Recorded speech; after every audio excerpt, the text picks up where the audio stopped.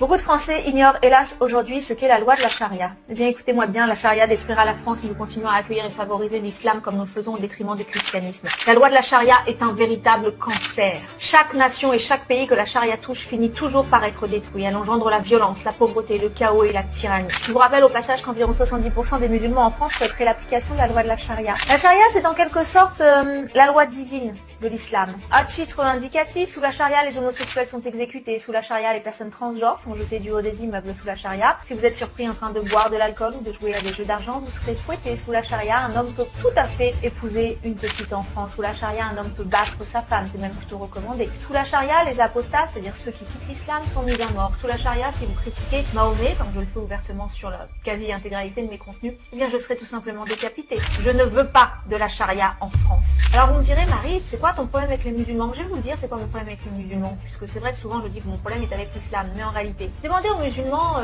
en France qui veut la loi de la charia. Ah bah ils vont tous vous répondre, moi je veux la loi de la charia. Alors vous leur dites, mais quoi, tu vas pas vivre en Afghanistan? Ah non, c'est pas... Ah, pourquoi tu vas pas vivre en Irak? Non, je ne vais pas vivre en Irak. Aucun musulman ne veut vivre dans les pays où la loi de la charia est appliquée. Ça n'a absolument aucun sens. Alors ensuite, vous leur posez la question, mais est-ce que vous détestez le christianisme? Ah oui, parce que mon Coran, Inch'Allah, mon Coran, il me dit, tuez les chrétiens.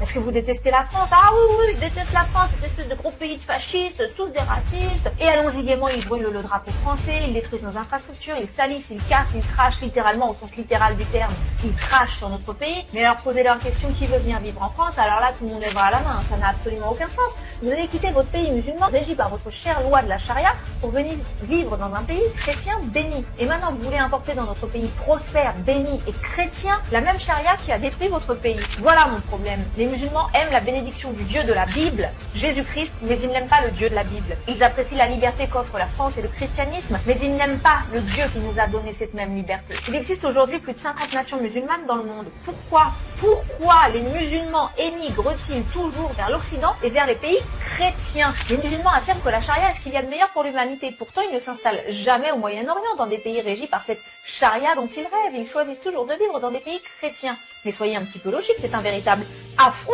envers Mahomet. C'est un affront envers Allah, ce que vous faites. Si Allah est si grand, Allahu Akbar. Allez donc vivre sous la charia, allez vivre sous les bénédictions que votre Dieu imaginaire et sanguinaire vous accorde, non? Ah non, il préfère vivre dans une nation chrétienne, envahir, dominer, soumettre, conquérir. Comme le dit le psaume 33, verset 12. Heureuse la nation dont l'Éternel est Dieu. Nous ne voulons pas de la charia en France.